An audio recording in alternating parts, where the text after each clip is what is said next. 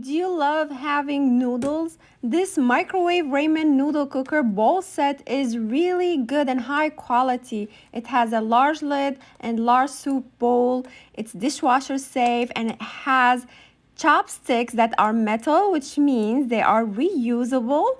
It's BPA free and it will not burn your hand once you wanna grab it out of the microwave. You can place the chopsticks like that. You can hand wash it or you can put it inside the dishwasher.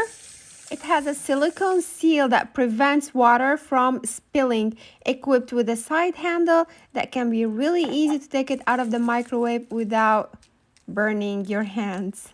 The instructions to use it is simply put the ramen noodle in the bowl, put some water, put the seasoning, close the lid, and open this little opening for venting, and then put it as per instructions. I put it for 2 minutes.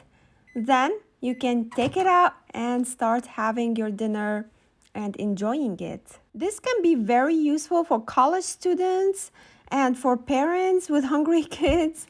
You don't need to worry about boiling water or cleaning the pot or any other dishes at all.